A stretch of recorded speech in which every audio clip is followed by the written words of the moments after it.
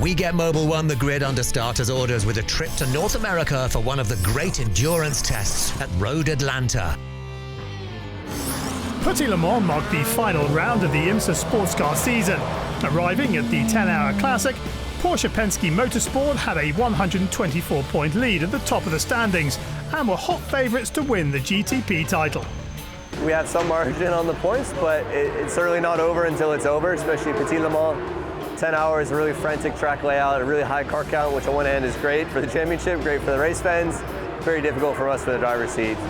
Only the sister number 6 Porsche had any real hope of catching the championship leaders, but for their Cadillac rivals, there were other reasons to want to win the season finale.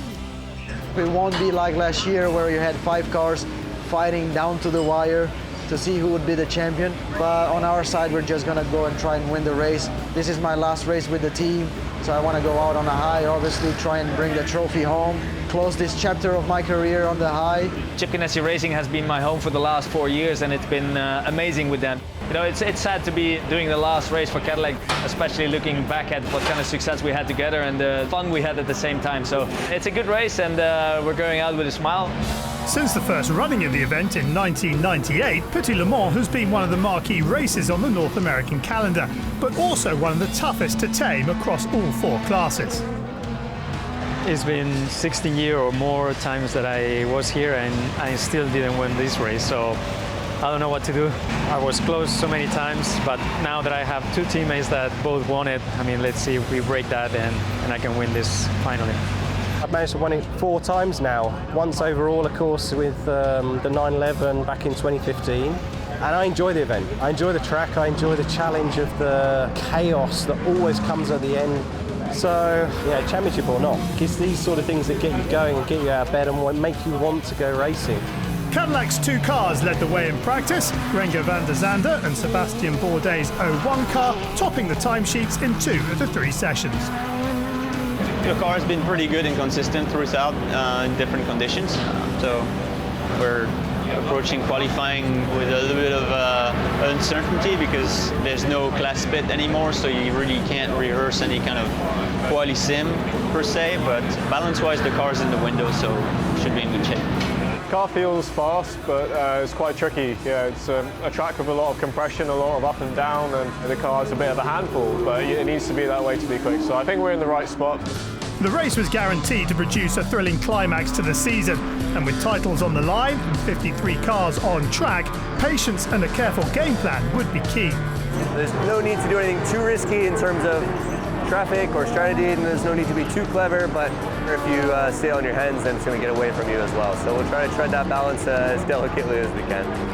This season, at places we didn't have the fastest car in qualifying or maybe for a single lap, but when it came to race day, we knew how to execute, we knew how to move forward, we knew how to look after our tire strategy, and we have one more opportunity here to do so and hopefully bring the championship home. Ahead of the race, Lauren Heinrich claimed pole position in qualifying for the GTD Pro title favourites, and in GTP, Jack Aiken secured top spot for reigning champions Cadillac. If we win the championship, to be honest, I think I'll be over the moon. I hope I will not pass out because it means so much to me. I think we have a proper dinosaur party. I'd just be happy if I can celebrate that with the whole team. For us, it's just to try and get a race win under our belt. We've gone through the whole season somehow without winning. We had a really good run at the start of the year, and it seemed like it was going to come at any moment, but we've got nothing to lose, so we're going to go for that win.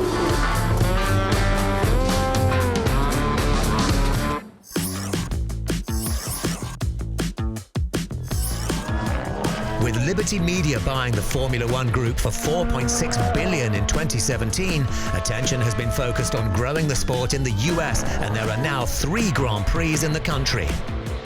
I understand, of course, we need more American races. That's absolutely fine with me. And also what I think is good that we have at the moment is Miami, Austin, and Vegas are very different. I think it took a lot of years, but now you can see the American fans and all the Latinos fans when we go to the US. It's just amazing. The atmosphere, I think, doesn't compare to anything else. Netflix has done a lot to the sport as well. We definitely had a lot more fans coming to the races compared to what we were used to in the US. Drive to Survive has helped a lot, but also the fans are really into it. They understand a lot more the sport. Everything we go through in a single weekend is pretty special. In recent years, Oracle Red Bull Racing have done multiple show runs in the US and road trip videos helping to promote the sport stateside. They have so many different things to see, right, in the country, and see what they shot with the car and that the car can actually take it, you know, drive everywhere. That for me was a cool one. Red Bull has done them all. I did a road show in Vegas before the race and it was already great. So racing there down the strip, it was also pretty cool. This season, Miami featured back in May, the Circuit of the Americas in Austin, Texas took place in October, and the newest race in Las Vegas is still to come in November, all with a different character. I love Miami because of the Latinos, you know, it's like my second home race. Austin as well, it's just another home race for me. And then Vegas, I'll say that it's special, it's unique. It's different to everything else. Personally, I would always go for Austin because I prefer real racetracks, the permanent tracks. It's great. The first sector for me is one of the best ones in Formula One. The Las Vegas night race will be round 22 on the calendar, and while last year's race, the first in Sin City since 1982, began with a lot of US-style razzmatazz and some worries about the street circuit, in the end, it was a very successful Grand Prix. I really enjoyed Vegas last year. It was a great race and I expect it to be even better because I remember the first year of Miami, it was a little bit of a chaotic race, but then it got a lot better, so I think Vegas will be the same. I think the race itself was very exciting. There was a lot of racing happening. If you look at the layout of the track, it also should be. I mean, there are so many straights, there's a lot of slipstream, and I think that was quite clear that even if you took the lead, you couldn't really pull away because the DRS was quite powerful, but that made good racing. And of course, I was actually in the beginning of the weekend very critical of the Grand Prix, which I have my reasons for that, but I also understand, of course, the commercial side of it. And I think we just have to find a good balance with that. And luckily then on race day, it was a good race, and I think that helped a lot. I think Formula One has realized now how important the American market is for a sport.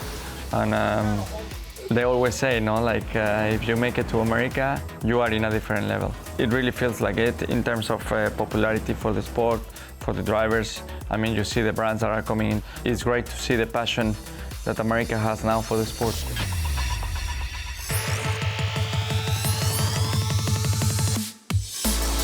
8 times World Rally Champion Sebastian Ogier has been doing a part-season programme for the past 3 years, but in that time he's added 7 more rally victories and now has a remarkable total of 61. I think it suits me well. I enjoy it to have more time for me. I mean, this year at the end it was done so partial. There was more even than we thought at the beginning, where I ended up doing 10 out of 13 races.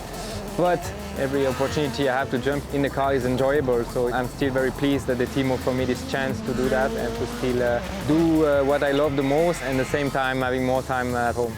The Frenchman has been asked to do those extra rallies as Toyota look to defend their manufacturer's title. He's always been in position to challenge for victory, but the last 3 events have all gone wrong for Ogier. At the end, that's the way it goes. I'm looking forward and never backward, so plan now is to win the last event. I'm still frustrating that we didn't convert it into better result again, so that's part of the game. I was doing the mistake, but at least the speed was there and it was a lot of fun driving the car. And at the end of the day, I'm still there because I want to have this sensation and have fun in the car, and on this side it was working well. Though he's been frustrated in recent events, earlier in the season the 40-year-old took 3 victories, beginning with Rally Croatia, then a record 6th win in Portugal where he hit the milestone of 60 World Rally triumphs, before a surprise win at the Grand Prix of Rallying in Finland, which came after a dramatic off from his teammate Kalle Rovanperä on the penultimate stage. It was the most strangest victory of my career. It didn't feel like a victory because I was so frustrated for the team who deserved so much better during this weekend. So I couldn't really enjoy so much the win, if I'm honest, but that's the way it goes sometimes in motorsport. There is up and down for everybody, and at least it was our 3rd win this season. Following the retirement of his long-time co-driver Julian Ingrassia at the end of 2021, Ogier has developed a good partnership with Vincent Landes, who's been with him for 2 years now. Vincent is doing a great job. You know, he adapted perfectly, and I think in many ways I have the feeling that second Julian with me in the car. I mean, it's not nice to say that because it's Vincent and he deserves a lot of credit for what he's doing, of course, but it's funny, he have a very similar voice when he's reading the pace notes, so sometimes I think Julian is still in the car, but it's a sign that he's doing very well. So No, we are enjoying the time we have together, and I'm glad I found Vincent with me now in the car. Ogier's aim is to help Toyota make up a 15-point deficit at the season finale in Japan, but nothing is set in stone for the future. The record 9 times winner of Rally Monte Carlo would surely like to make it 10, but adding to those kinds of stats aren't the motivation for continuing. I think more than number is continue to have fun and contribute to be competitive. It's more being happy, enjoying life and enjoying time at home, but also time in the car and hopefully being competitive as long as possible. The day I won't be competitive anymore in rally, I think it will be more than time to stop. Let's hope that maybe this time doesn't come, or maybe as late as possible, so that's for sure an important parameter for me. We return to Road Atlanta now for race day at the IMSA Sports Car Championship season finale. A sellout crowd was in attendance at Road Atlanta for the 27th running of Petit Le Mans. And while a 124-point lead made the number 7 Porsche firm favourite for the GTP title, it was the Whelen Cadillac starting from pole. Qualifying went perfect. Jack being on pole means that I'm the highest pole position guy of the season, so thanks Jack. Obviously my last race with the team, so looking forward to a very nice IMSA race to finish the season, hopefully on a high. The red and white Whelen Engineering Cadillac with Jack Aitken behind the wheel gets a great jump into turn 1. He's ahead of the BMW and the championship leading Porsche.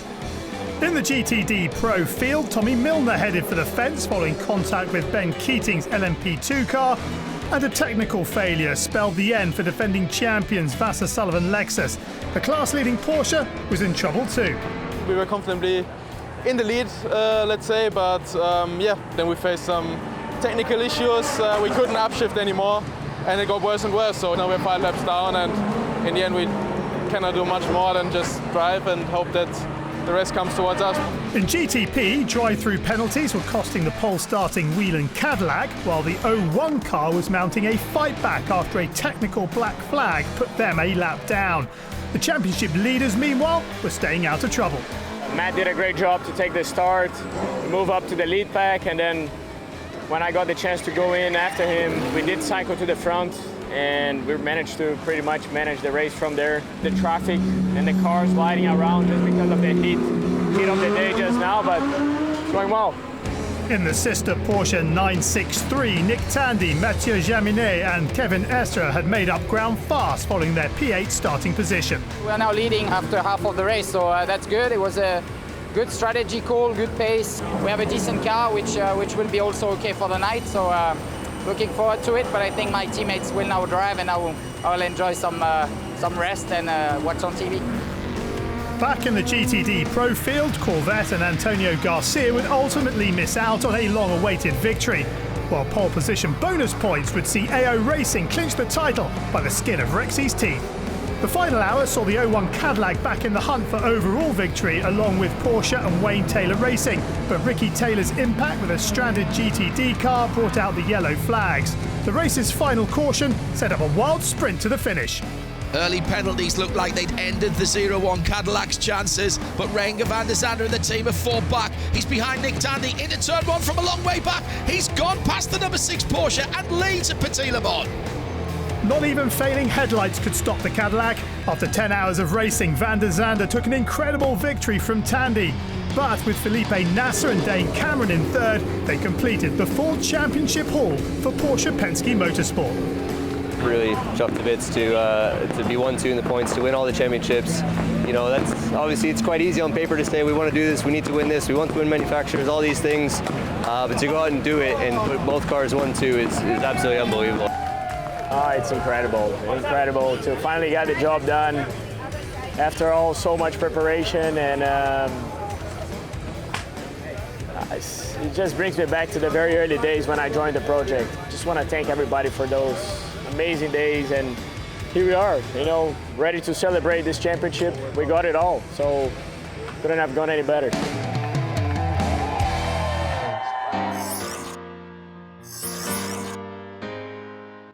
Australian Supercars is the premier category in motorsports down under, and Ella Slane is charged with bringing the excitement of the muscle cars to the fans for Melbourne-based Team WAU. always been heavily involved in sport. I grew up in New Zealand, so obviously a motorsport fan. It's so different to what I've done in the past. I've gone from a 9-to-5 office job to probably 5-to-5. It's not really a job, it's a lifestyle. My role entails looking after all of our social media platforms and doing anything digital, so making sure our websites are up to date and then working alongside drivers for media appearances. Ella's job involves heading to all 12 rounds of the Supercars Championship, working closely with the drivers to promote a positive image for the team. With the growth of social media, I think drivers are so accessible. The sport already is so accessible to fans. We've got the ability for fans to come out on the grid and nearly shake hands with the drivers before they get in the car, and social media is an amazing platform for us to showcase who our drivers really are. So Chaz and Ryan are absolute jokesters and awesome to work with. I never thought my babysitting back when I was 14, 15 back in New Zealand would come in handy for this role. You're always on the run after them, making sure that we can keep them in check, but they're really awesome to work with. They're some of the few guys down pit lane who actually love doing media and hanging out with the fans, and sometimes even requesting to do even more of it. So really awesome to work with those guys. With two great drivers to work with, Ella's able to bring the race experience to life for Supercars fans. Not everyone can be at a race weekend, so we have the ability to bring the fans to the track with us through social media. So we've always got our phones in our hands, ready to capture absolutely anything so that the fans can feel like they're here with us. I think you really need to be adaptable to be in this role. A lot of things happen on the fly that you just need to be willing to change and adapt to. I think it's really important to be creative in this role as well. There are so many cool opportunities that can come up, and just taking that one extra step forward can really turn a content piece from okay to absolutely brilliant. Ella's job includes working with partners who have special requests at different times during the season, like Mobil One's special gold livery at Sydney Super Night. Preparations for the Mob 150-year celebrations started months ago, but the cars came back 3 days before they needed to leave to come here to Sydney, so it was a really tight turnaround to get things done. We had to get photos done, videos done, so some super late nights working all together to get it all done. Then the cars have come here at the track looking absolutely awesome, ready for a big weekend of racing. Since joining at the start of last season, Ella has felt very at home working in the WAU setup with a squad that works hard and goes racing as one cohesive group. We're a massive team environment here at WAU. We're a family culture, and so we all work together. So when our commercial requirements and commitments are done, say at 5 o'clock, but we're here at track until 10 p.m, you bet we're by the car, stickering up, cleaning up, making sure that we can help whoever, whenever, so that we can get the job done all together. It's just such an amazing team to work with. My favourite thing is I'm treated equally. I'm treated as if I'm one of the guys or one of the girls. It doesn't matter who you are, but you're given the same opportunities and the push to grow. So I think that's my favourite thing.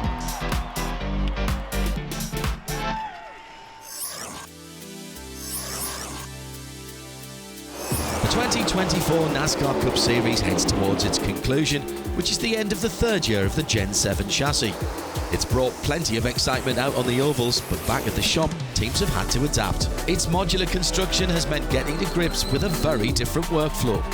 If you go back 2-3 years ago when we were building the Gen 6 car, 96% of that car was built in these two buildings. Now you get a chassis picked up from NASCAR, it's in 3 pieces, center section, front clip, rear clip. It comes here, we measure the components, we put it all together, we remeasure it, and then it comes over for assembly. Same thing with the body kit now, where literally this entire body bolts together with these flanges. We'll assemble the frame, kind of get some pre-body work started on it. We have a measurement process we have to go through that captures all of the chassis points and that lets us utilize it for simulation and those type of things. It'll go into our body hanging department where the clothing essentially of the chassis goes on it, and we put the body on the car and give it that shape of the Mustang, the Dark Horse Mustang that we're looking for. And you start bolting on your forward components. You start with your roof and then start putting the fenders, the doors, and the nose, the tail, all that kind of stuff on there. You finally get the body and the underwing on. A lot of different scans go into that of maximizing the body and the underwing And then it comes out to the shop floor and we put the transaxle in, we put the engine in, radiator, all those mechanical things to make it run, and the suspension on, and then start setting it up and going to the racetrack. Gen 7 was designed to lower costs. It produced a record equaling 19 different winners in 2022, and there have been 18 so far this year, so it's also created a more level playing field. Back at the race shop, even the engine is supplied ready to run.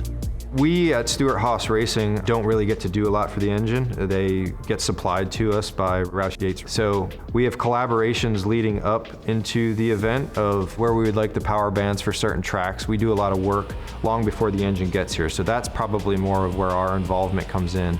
But once the engine gets here, it's kind of a drop it in place, and then eventually they'll make their way to what we call our surface plates here, where the teams will go and implement their setups that they've come up with to take to the racetrack, get it prepared to go into the race truck, get it prepared for technical inspection, which is when it comes off the truck, the first place it'll go to. So pretty much has to be ready to go right when it gets out of the truck at the racetrack. Not much time to go to the garage and work on anything, so it has to be very complete from the time it gets loaded. Everybody's done a good job here of learning how to put the car together. You know, this is the third year with this car. We're trying to create more consistency with these cars and efficiencies with them as we're putting them together. So it's definitely a different mindset with, you know, when you bolt a complete car together versus fabricating and building and putting it together. Next time, Smoke looks back at 15 years of Stewart-Haas racing, and Max lets us into the mindset of an F1 racer.